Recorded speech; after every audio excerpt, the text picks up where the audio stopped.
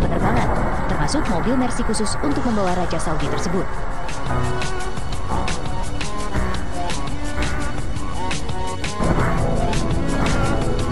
Dua unit Mercedes Maybach S600 telah tiba di Bandara Internasional I Gusti Ngurah Rai Denpasar, Bali. Berdasarkan lawatan sebelumnya ke negara lain, jenis Mercedes Maybach yang digunakan adalah S600 Guard yang dirancang untuk menghindarkan penumpangnya dari ancaman dari segala sisi, termasuk kolong mobil. Kaca mobil ini dibuat dari bahan aramid dan komponen plastik serta dilapisi polikarbonat yang tahan lontaran serpihan. Kaca ini juga menawarkan perlindungan dari peledak dan anti peluru senjata serbu. Wow, super aman bukan?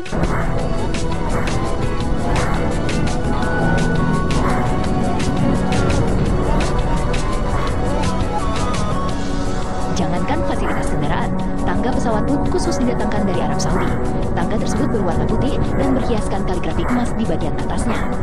Tangga motorik tersebut memiliki fungsi yang sama dengan eskalator, sehingga sang raja tak perlu banyak-banyak melangkahkan kaki saat turun dari pesawat. Apalagi usia Raja Salman telah menginjak 81 tahun.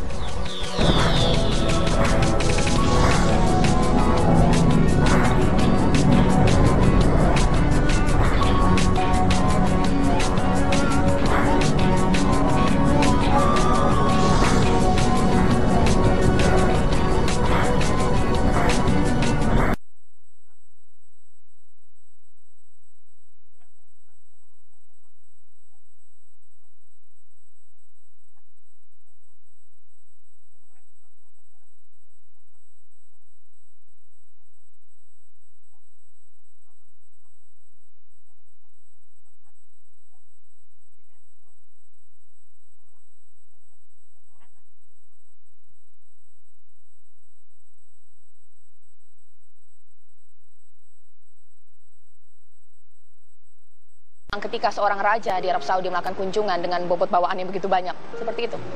Ya, itu tadi yang saya katakan bahwa dasar politik Saudi itu kan kekeluargaan itu, sehingga yang dibawa itu antara pejabat negara dan keluarga kan hampir sama, sehingga misinya juga diplomasi dan juga misi liburan, sehingga waktu yang diperlukan itu juga sangat panjang ya, sampai 9 hari.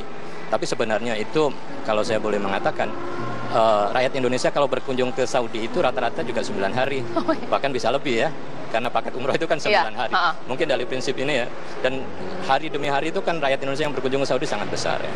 Nah, saya kira wajar kemudian Raja membawa untuk menunjukkan bahwa ini keluarga Raja juga ya. Masyarakat rakyat Saudi juga banyak begitu ya. Untuk mengimbangi kunjungan rakyat Indonesia yang setiap saat ya. Dengan batas waktu yang 9 hari itu. Nah, ini kan juga saya kira menarik untuk dilihat ya dari sisi budaya ya, kedua yang berusaha untuk mencari kesamaan-kesamaan yang ada.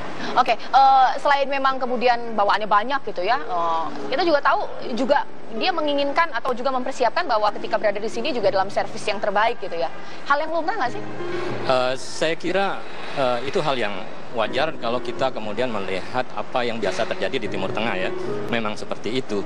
Jadi kemudian kita juga harus melihat bahwa persoalan diplomasi ini jangan hanya dilihat yang formal-formal saja ya. Pertemuan dengan presiden, wakil presiden, dengan DPR dan lain sebagainya. Selain kesepakatan dan lain sebagainya, tetapi sebenarnya juga harus dilihat di balik itu. Bahkan kejadian itu bisa terjadi, keputusan itu bisa terjadi ketika di Bali begitu ya. Akan terjadi tambahan yang lebih positif boleh jadi ketika itu. Ini kan karena model politik yang bersifat kekeluargaan itu. Jadi tidak harus di depan meja kemudian terjadi kesepakatan ya. Boleh jadi di luar itu ketika berlibur tiba-tiba kemudian ada kesepakatan lintasan yang disampaikan oleh raja atau keluarga, pangeran dan sebagainya untuk menambah nilai investasi dan lain sebagainya. Nah, itu juga saya kira sangat-sangat informal.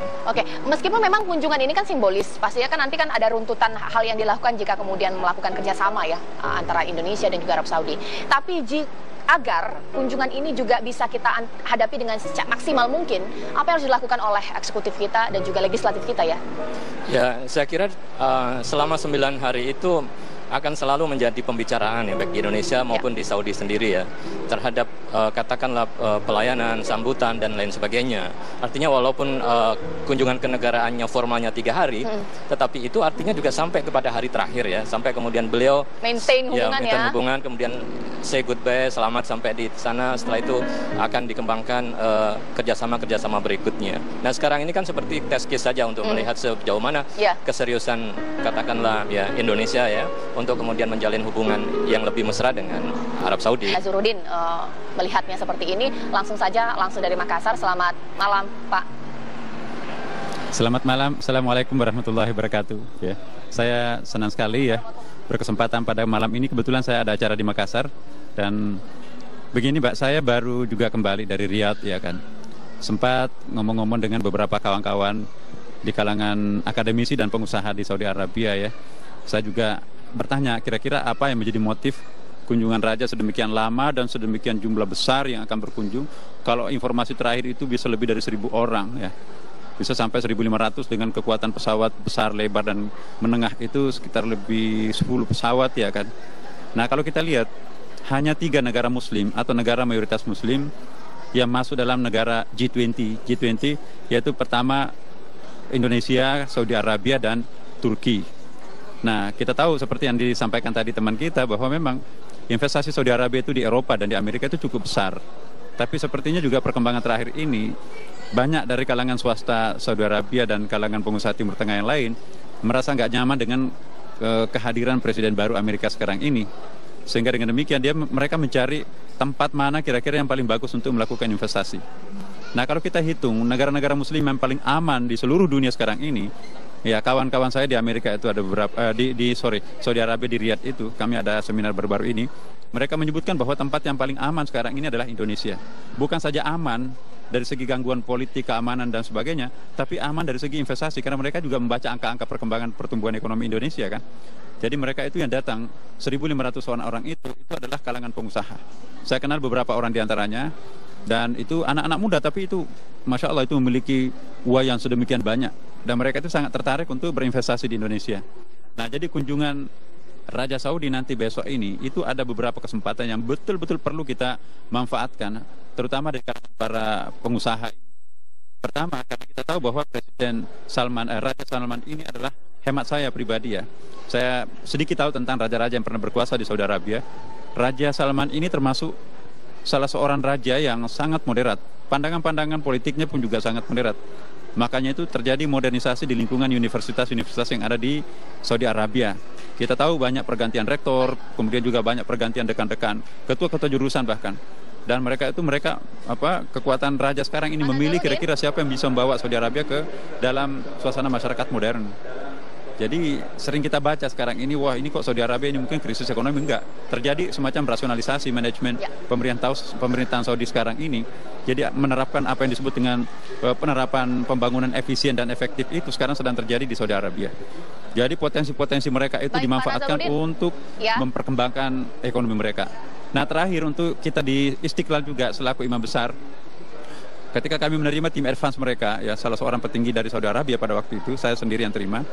Alhamdulillah mereka juga sangat agak kesulitan untuk menerjemahkan bagaimana caranya nanti ini Raja Saudi ini harus mendaki ke lantai 2 Masjid Istiqlal. Nggak ada lift kita pada waktu itu. Lift yang ada itu hanya lift untuk penyandang cacat, itu lambat sekali naik ke lantai 2-nya.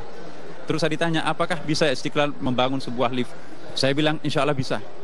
Akhirnya pada malam itu, pagi hari itu saya langsung ketemu dengan salah seorang pejabat kita. Terusan saya ingin sebutkan namanya di sini. Saya berterima kasih kepada Ibu Rini, ya Menteri BUMN. Ibu, kami akan kedatangan tamu, tapi liftnya Istiqlal ini belum ada.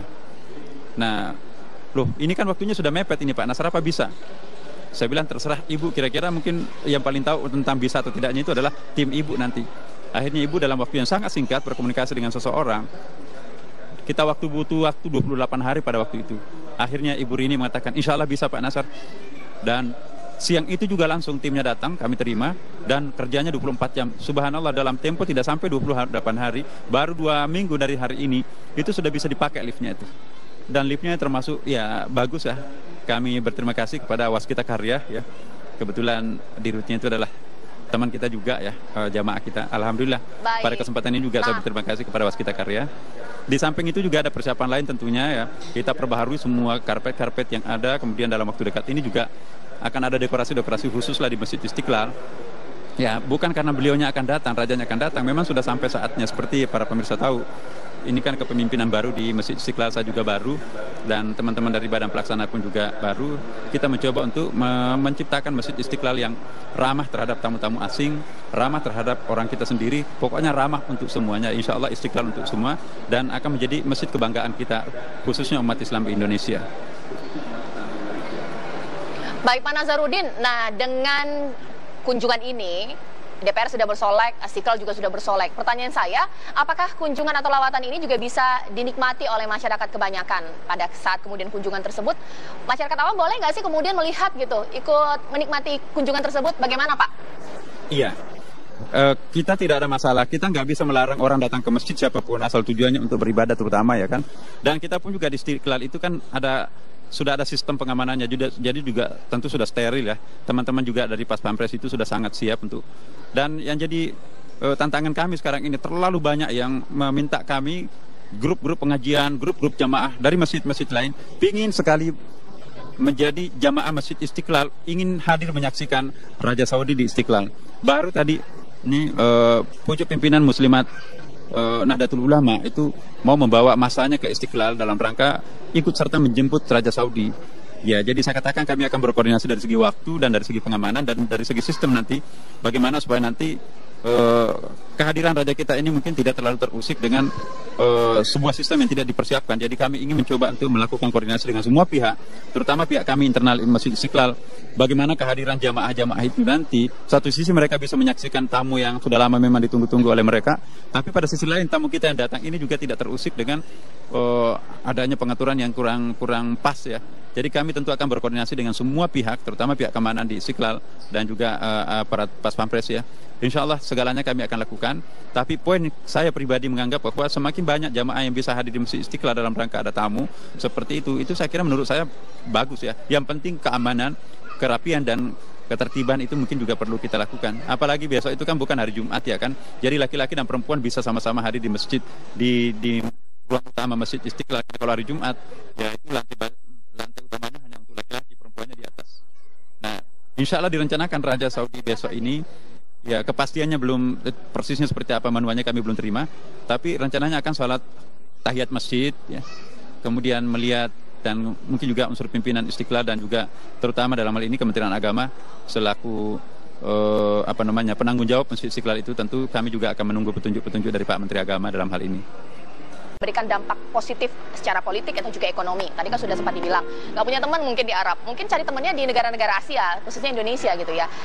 Kuota haji salah satu yang kita harapkan ini menjadi lebih clear deh ya, seperti itu.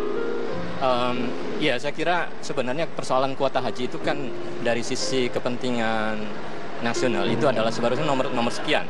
Karena yang utama kan adalah bagaimana kemudian membangun ya hubungan dengan Arab Saudi, kemudian menempatkan prioritas ekonomi ini pada nomor satu. Kalau ini sudah terjadi kesejajaran sebagai mitra strategis, maka sebenarnya masalah kuota haji ya, kemudian masalah-masalah perlindungan TKI itu dengan sendirinya akan settle. Jadi seperti itu. Jadi saya kira dengan dua hal memang antara ekonomi dan politik. Kalau di Arab Saudi kan memang tipikal karakteristik budaya mereka antara ekonomi dan politik itu menjadi satu kesatuan. Pemegang kekuasaan ekonomi adalah keluarga raja, kekuasaan politik juga keluarga raja. Artinya bahwa mereka yang datang ini mengemban dua misi, ekonomi dan juga politik, karena mereka kan satu kesatuan dalam keluarga. Indonesia kan sepakat untuk mengambil gerakan non-blok, tidak memihak blok-blok manapun. Kita